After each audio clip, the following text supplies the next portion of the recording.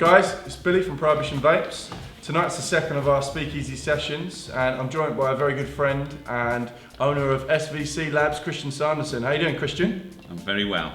Thanks for having me, Bill. No worries, no worries. You're looking very well as usual. Oh, thank you. Pleasure being here.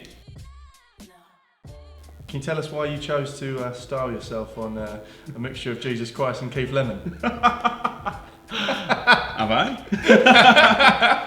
Well, you know, I'm a brought up Christian. Keith Lemon. Keith Lemon. Would enjoy that one. No, not really, but it just comes natural to me. You know. know. You do look a bit Scandinavian though. You got any Scandinavian heritage? No, I don't. No, none at all. That's not what you said in our meeting last week. I'm born and bred pure West Cumbrian from a little town called Whitehaven in West Cumbria. Someone told me you were Polish. Finnish. Shit, he's going to see this. No, none at all. No, none at all. No. Well, actually, yes, I've got, you know, my ancestors, grandcestors, I'm about to say, come from Finland, supposedly. Nice. But no, none at all. I just look cool. I can't help it. So tell us, why the name Cheap Thrills and why Miami Drip Club? Where did that come from? Well, Cheap Thrills started on the back, you know, we originally started with Simple Vape Co. And that was when I got into the vaping industry, or into vaping itself 3-4 years ago, and I can't remember exactly when. There was no products on the market that suited A, my lifestyle, or B, my palate, and it was all just a bit mental at the time for me. Everything seemed to remind me of poppers. Yeah. And you know, so we started off by Simple Vape Co. We've done our take on it. It was successful in its own right, still is today. But more and more, especially over the last 2 years, there was all this wave of American pop-up brands that would just come, hit the market, saturate the market, and then just piss off. So we were like, you know, if we can't beat them, let's join them. So we, you know, anything like that, especially these pop-up brands, we saw them as a cheap thrill. Heat today, gone tomorrow. Yeah, nice. So we had it was tongue-in-cheek, the name, so we came up with the name, Cheap Thrills. And you were so lucky with your timing as well. Very you had a lucky. #1 hit by Sia, I Love Cheap Thrills. That was #1. It was launched the weekend of Vape Expo. That's mental, last April, was it? So we worked on that. We worked on Cheap Thrills for quite a while. We spent about 3 months doing market research, and we developed in the region of about 60 flavours to start with. Whittled them down to around about 36 flavours. Then we'd done about 4 to 5 rounds of sort of customer tasting. Held a vape night at the local vape store where we had about 25-30 vapors come in, taste the flavours. That 36, I think it was, whittled down to the top 10. Nice. And then we've done a final testing down in the lab in Brighton, where we got another 20 to 25 people in. And we were only looking for one flavour, but that's all we were going to do. We're just going to do the best of the best. However, there was 2 that was just on par. We couldn't separate them if we tried. And that happened to be Rush Yayo, which is our #1 seller. Yep. And Glory Glaze, which is the blueberry sugar-coated donut. But you say Rush Yayo's up there, but Glory Glaze is just right behind it, so there's very, very little in it. From a retail perspective as well, Rush Yayo has been one of our biggest sellers for a considerable amount of time.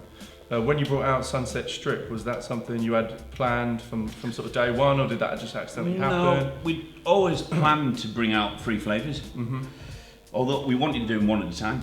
So we kicked off with the 2, as I just mentioned then, through that not really essential bit of research we've done and, you know, testing the market. And then we started the whole process again. We went right through it, and we had 3 really good flavours. But then we went back into the pot that we developed for the first original 2 flavours and pulled out a bottle that had been steeping for God knows how many weeks. I just happened to vape it, and I was just in love with it. It was something that we'd never done before, which was Sunset Strip, which is the California Sun Orange. I can't remember the rest of the profile, for God's sake. Blackcurrant. Yeah. Forbidden fruits in California Sun Orange. That's the one. And when we hit it, I passed it around the office and said, "What do you think of this?" Real, and from the other flavours that we're developing that we've managed to put into other lines and what have you, we just thought this is great. Yeah. We had a really solid dessert and a really fresh fruit flavour that was just killing the market at the time. And we thought, look, we're either going to go down the dessert or the fruit route. And we just felt it fit. And then we started generating the names. and obviously with cheap frills, it's all based on that, you know, South Coast, West Coast, sorry, American vibe, that Miami. Yeah, nice. So, nice. you know, the inspiration we took was the Sunset Strip in Miami, and we cool. just blasted the name, and it's right behind them. Yeah, Bearing in mind yeah. that we launched it 4 or 5 months later. I don't think people understand the size of SVC. I've been quite lucky to be a part and see you guys grow over the last year, and I don't think people can sort of see from the outside how big of an organisation you've actually got, and the people behind the scenes that when people think of SVC, they think of Christian, Mario. There wasn't aware of Mike, but there is so many people in the background that make that company flow. The likes of John as well. So introduce some of your people. So yeah, it started off with myself. Floated the idea with Mario, and we're best friends. We grew up together. Cheese and chalk, or 2 peas in a pod, whichever way you want to do it. I hate him and I love him. We say chalk and cheese down here, not cheese and chalk. So yeah, it was so that partnership is just growing, but we're the face of the brand. You know, Exactly, we all you know, we all got our individual roles, but when we're speaking with, you know, customers and all that, it's either one of us. It can be, you know, any number of me, Mike or Mario.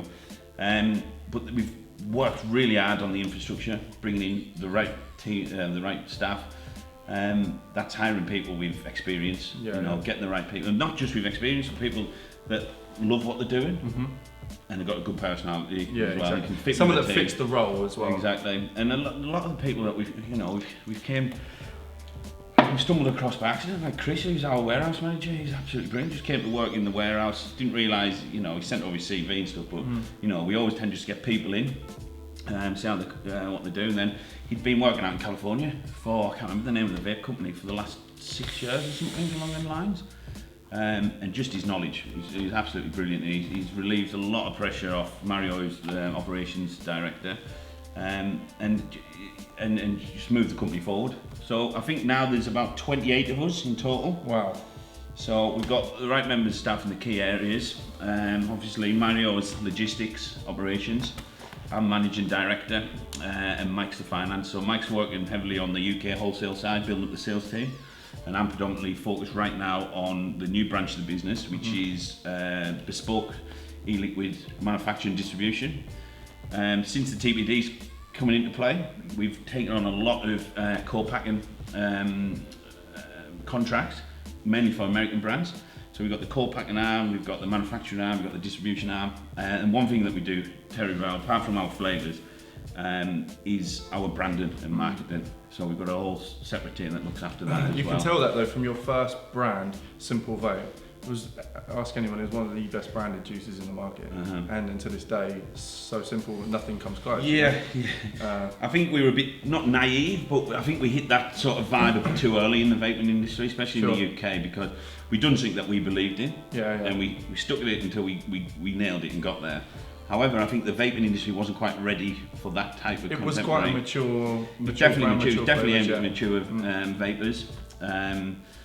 The packaging and all that was contemporary, that wasn't quite right for the market at the time. However, since, you know, especially these last 6 months, we're seeing a lot more cleaner brands coming in, with cleaner flavours, a bit more complex and not your standard sort of dessert fruity fruits. So we've got some exciting stuff planned for Simple Vape this year. We've got a completely new line coming out for it. We've got a basics collection coming out for the entry market as well, the entry level market.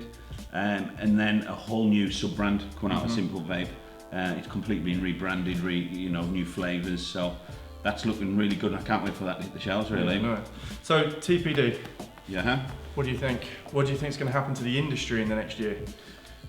TPD, you know where we've been. I know. We've tried everything from getting the MPs and the powers to be to support us. We've tried to glue the industry back together by doing the 100k campaign. 100k. It was brilliant. We got 20 of the top independent e-cigarette or vaping companies, from online to wholesale, together. We got a fatal motion rose in Parliament. However, Labour pulled out due to the support of a Stop Smoking Service, which I'm not going to name. So that's just sort of flitted out, really. However, the TBD, we've known it's been coming for some time now. we've always seen it as great opportunity. Yeah, exactly. You know, the industry's still going to flourish afterwards. It's impossible to close you can't this control down. a fire when it's this rate. No, I first noticed that when we went to Vape Fest up in Stafford. Was it last year or the year before? I think it was 2 years ago. Yeah. And just to see all these vapors in this community of people come together, I was like, how the hell are they going to stop this? You know, it might be black market, grey market, whatever, but they're not going to stop this vaping industry. So the good thing that we've seen in the last couple of months is a lot of the top international and UK companies actually getting TPD ready, and that's right down from how it's manufactured to how it's sold. And it is going to happen.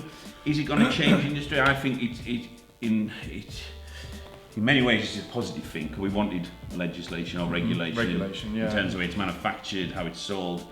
Obviously they've over-regulated it. The stupid stuff like tank size and bottle size, which is unnecessary in my eyes. But I think the industry is going to carry on flourishing. I think there's going to be a bit of consolidation in terms of companies and, you know, big tobacco, which a lot of people think they would behind a TPD. You know, in my eyes, they might have been part of it, but they've been regulated themselves due to the products they sell. So I can imagine them potentially trying to get into the vaping scene and not just the e-cigarette scene. But I think 2017 is definitely looking like a good year. I think the industry's. I think some people were saying about the especially on the hardware side, which was going to be the slowdown of development in mods, and you know, with the regulation that they could even all Kangatech and all Aspire and everyone have got to go through the TPD, get their products ready. So it's going to slow down innovation. But I don't think it might give us some breathing space rather than slowing down innovation. So it's definitely going to flourish. I think the retail scene ain't going to slow down. I think there was that stat, every day there's a new vape shop opening. Yeah, very true. You know, which is great for people who wholesale to them vape shops. You know, and as I say, we're manufacturing now for a lot of companies. Yeah, that's right. Everything from the standard liquids right through to bespoke brands and all that sort of stuff. So I'm looking forward to this year. You know, every year since we've been here, since I've known you, since I met Billy. Where was it? Go on, where did I meet you? You didn't like me at first, did you? No, you come across quite cold when I first met you, and I thought you were just probably busy at the time. Cause you were stood at the back of the fucking room, weren't you? When you were trying waving them there. Like, was that nonsense? But it was Vapor Expo 2015. We first laid eyes on each other. We did. Alright, blossomed since then. So yeah, I think, you know, every year we've been in this industry, something new, something exciting is happening. You know, there's always new brands, there's always new players coming into it, and like everyone says, it is a community in massive aspects, but it's a thriving industry, and it's an industry that is exciting to be a part of, and something that, you know, I think there's two things you need when you work in the industry like this. You've got to love what you do. Passion. Steve Jobs, you know. Agree. Love what you do. Yeah. And you know, create beautiful products and do it well. So. That's exactly it. So yeah, there's a good couple of years left in us all, I think. Do you want to take the opportunity to tell us about Plusnik? Plusnik, right? Well, yeah. So, unfortunately, I don't have a bottle. That's a shame, but Plusnik. So, there's a new product hitting the market next week, actually. In fact, we sent out the first shipment to our distro today. Nice. So it is a 10ml nicotine booster. Comes in two variations. It's either 100% VG or a 70-30 VG-PG.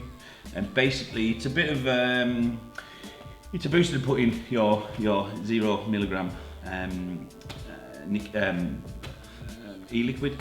So it, you know, a lot of people, especially in the French market. I was out in Paris 2 days ago, and it's everywhere. They're calling it everything from Nick boosters, Nico shots, TBD killer, and you know what? It's a safe product. It's 18 milligrams, so you can happily buy the same product over the shelf. It's got flavour in it. It just happens to be that this one's got no flavour in it, and so you can give it add it to your favourite flavour and still enjoy nicotine. I think it's a great idea. Do you think many brands will catch on? Do you think many brands will actually do it? I think we had brilliant interest in it so far. I think it's a great product. I think it's. I could totally see on my shelves 0 milligram everything with just plus nic. Why not? Yeah. What an ideal world at the end It's of the day. for, you know, we've done multiple products with the TPD. Single 10 mils, 3 times 10 mil pack, 6 times 10 mil pack. And a good customer of mine came over and said, look, we've got all this liquid, you know, I still want to sell the big bottles. What can you do? And then the idea came from there. So it's. I think if there's a need out there, I think people will buy it, and it's a safe way to do it. And there's no, you know, as I say, you can buy 18 milligram off the shelf. So what obviously what we don't want to happen is people just out there buying raw nicotine, because I don't even mix with raw nicotine. We buy our nicotine diluted, and I think if the market starts up for black market nicotine coming into the industry, I think that would be a terrible thing, because that's when the scare stories are going to happen. So I think for a product like this, which is TPD ready, it's safe. It's safe. Yeah, it's that's the main 100% thing. safe, and it's on the shelf, and it means you can enjoy or carry around a big bottle of liquid with you. It's really interesting. Then it's looking good. So yeah, a lot of interest in there. But as I say, I was out in Paris 2 days ago, and it's everywhere in Paris, you know, mix your own type of thing. But they've got a massive DIY market anyway, so we'll see. It's just not in the British market at the moment yet, is it? And that's what it just hasn't. No, because there's a few Everyone's different... been talking about this for quite some time, but you've gone out and done it. Yeah. You know, so it's quite interesting to see how rapid this is going to take off, and for people like myself, sort of shop owners, to whether or not they feel comfortable and just, you know, accepting the new idea of this is the way it should be. Because we asked a number of people, how do you want to buy our liquids? You know, 60 ml bottles, you can't sell that with nicotine in. Yep. Do you want a 6 10 ml pack? People were like, oh, yeah, but we'd like the 10 mils as well. So there's going to be so many different products out there. It's just catering for the fact that there's a need for, well, not a need, but people want to be able to carry or get their nicotine in a bigger bottle, and it's a way that people can do that. It's an ideal world, as I said. Imagine a shop where you don't go in and you ask for 0, 3 or 6. Everything's in 0. You get your bottle and you get your plus nic, and do you know what I mean? And it's. That means you can go into the vape shop and, you know, if they look at it this way, you know, 10 ml bottles, they're fairly easy to carry around your pocket. It's not too much hassle. You can have 2 of them in your pocket and not really notice. But the fact that this thing will get through probably 2 of them in an hour, the way I vape, it means that you've just constantly got loads of 10 mil. And one thing that it does grind my gears a little bit is the amount of packaging and the amount of waste that's going to come out of just selling 10 mils. Yeah, I agree. Right. Yeah, so you know, if someone can buy a 60 mil 0 milligram and a bottle of plus nic, then you know it's reducing that down. Unfortunately, there's nothing we do about the waste. You know, obviously we're trying to work with the best suppliers we've got in terms of biodegradable plastics, recycled paper, all that sort of stuff. So, but at the same time, with the TPD, think of how many hundreds of thousands of millions of bottles there's going to be. It's ridiculous. Yeah. Hopefully not floating in the ocean, but it's something that needs considered. And I don't think when the UK government or the EU government were writing up the TPD on the back of a fag packet as such, that they considered stuff like this. Yeah, so. Very true. Very, very true. I've been quite lucky to, as I said earlier, to see, to A, know you, and B, see the growth of SVC, and it's been really, really cool to see and be a part of, especially. But what's next for you? What are you going to do? More machinery? Your lab is beautiful. Thank you. Your machinery, you know, it's spot on to see. Automation is beautiful, isn't it, really? It is, yeah. It's a beautiful thing. It took us a while to get there. We were, you know, pretty much 98% manual for a long time. Obviously, investing in these machines, it's something that, you know, you need to be able to do the volume out of them. And, you know, over these last 9 months, we've got to that level, which is brilliant. So we've got a fully automated line now, you know, ISO Class 7 clean room. We've literally today just put a deposit down on a new automated Italian machine, which is just focused on 10 mils. Because we do, you know, as manufacturers, we serve the EU market, TPD. We serve American market, sorry. We also send a lot of our stock, probably 38% of our stock overseas to non-TPD or FDA regulated countries, you know, Malaysia, Russia, China, started in New Zealand, Canada, Canada. So we're still manufacturing bottles to send overseas. It's just trying to, you know, the divide of what we're doing in the UK, which is just that 10mm machine, and then the other products that we're sending abroad. Finding a balance between So the I two. think this year we're going to continue focusing on the manufacturing side of it. We've got a lot of new products coming out. We've got new Cheap Frills flavours, which I'm really excited about. We've got one which I'm allowed to speak, well, not really allowed to speak to, but we've got a whole... Cat's out now, mate. Yeah. So we've got a new line coming out under Cheap Frills, which is really exciting. We've got 3 more lines planned, fully TPD registered. They're just sat there. Any names, any snippets? No, we played around with a few. The name that I told you, we've actually completely changed. I don't want to say that in case we go back to it. Yeah. But we've got some new exciting products coming out there. We're going to further develop our manufacturing infrastructure. Cool. By the looks of the way we've grown over the last 9 months, we're going to need a new HQ and warehouse and manufacturing facility, which is great. Nice. Just continue growing the team, growing the company, and having a global expansion is where we want to be. Have a real international appeal. Because we've done some incredible shows. Oh, we killed it. We killed it out in Canada. Well, Canada, Russia. Can't say too much about that. But Canada, Russia, Europe, Italy, Holland, Italy. It's where we Paris. You launched Sweet Jesus. Could you were panicking? You know, Oh. we're taking Sweet Jesus to the Vatican. To the Vatican. Did we get the blessing of the Pope? I think we did. I think the reaction out there. I wasn't there. You were out there. But what you've told me, the proof's in the pudding. Yeah, exactly. You know, the Italian market. Exactly. We've got. What's the plans for the shows this year? Then we're thinking. We've got New York coming up. Back to Canada. New York. Yeah. We got the UK shows. So we I think Vape Jam and Vapor Expo. We've also got planned China. Nice. We're going to get back to Malaysia. Malaysia, one of the best vape scenes I've ever been to. The people, the stores, the products next level. I'm just so happy that them liquids, everything coming through from Malaysia is actually smashing it in the UK right now. So I want to get back out there. Really good market out there. So yeah, just get around some international shows. I think that we're going to do another US one, but we're trying to put our finger on which one's best. Nice. So yeah. Something West Coast. Definitely. Yeah. 100%. It's the heart of the industry. Yeah. Yeah, exactly. I've got just a couple more for you. Hit me. Who's your favourite company to work with? Dave, let me think about that one. And I'm looking for a specific answer. I love working with you. Yeah.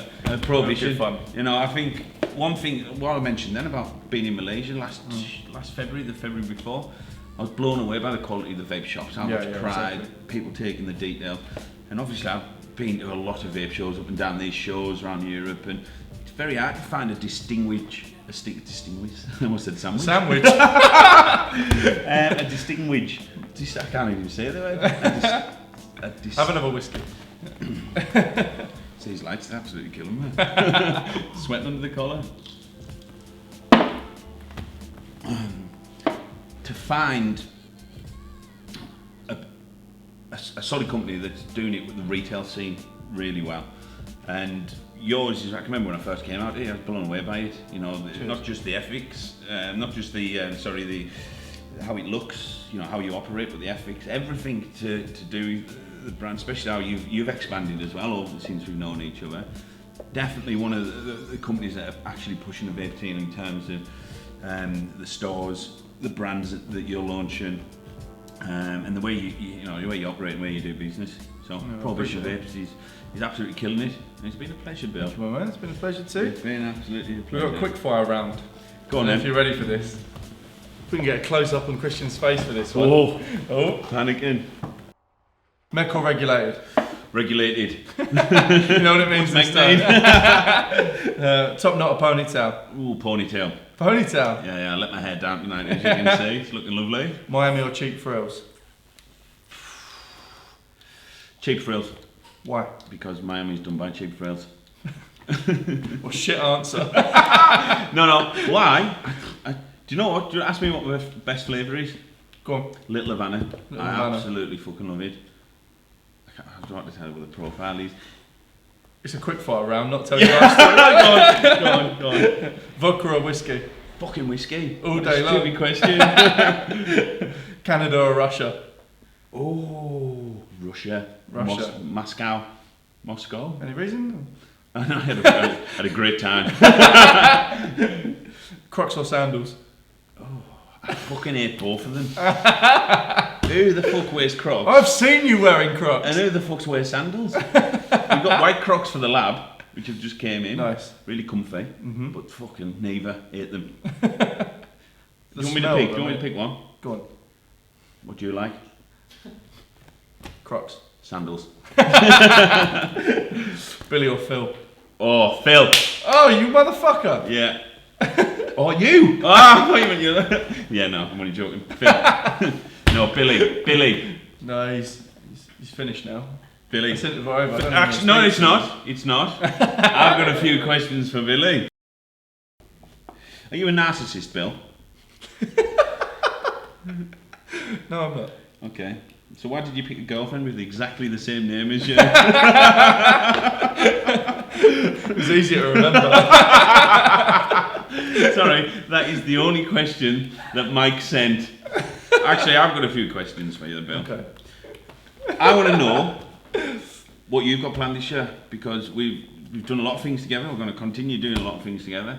What have you got planned for 2017? I think people would like to hear that. Yeah, cool. No, 2017, we've got a lot of plans. Obviously, we're just opening up the new facility. The new facility is all kitted out, exactly as you said earlier, with clean room facility, everything for us to actually manufacture bow pods and bow capsules. So 2017 is going to be the year where we will actually take our first step into a form of manufacture.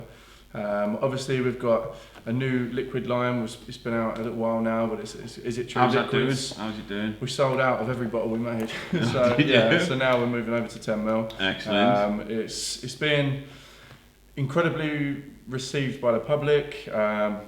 Who loves orange soda? Obviously playing on the 90s, Keenan and Kel. Who loves orange soda? I don't know, Yeah. actually. You don't know? Different generation. You are, but you're 25 years older than me. I was thinking that then. Am I? No, you're not. Of course I'm fucking not. How old are you? No one knows. No, No, you no, know. I do. I thought I was 32. So last you're year. around I was about to say last year. No, I'm 33, Bill. 33. Yeah. 33. No, 2017, we've How got a old lot are you? planned. I'm 24. So I've got 10 years on you! Oh, you wouldn't know it. Yeah, you would, yeah. Hard life. Yeah. Hard milk round. No. So yeah, good things happening. Good things happening in 2017. Excellent. Good things happening. All right, Bill. Looking forward to coming down and seeing it, actually. Me too. Well, thanks for inviting us down tonight. No, it's been good. It's been a pleasure. I Yeah, tell you awesome. what, this whiskey's nice as I well. know, yeah. I got a few hours from the lasses as well, but don't tell her that. Got it. Yeah. Cheers, bro. Cheers, pal. That's all Love right. it. Excellent. Let's go out. Christian, thanks again for coming down. Before we go, we've got a little giveaway for everybody if you like and share the video. Christian, what are we giving away? Thanks for having me, Bill. No worries. So we've got the full collection for Cheap Frills and Mammoth Club. We have hoodies, hats that I'm modelling here, and t-shirts for 2 lucky people. And you look smashing in them. So thanks for having me. Roll out!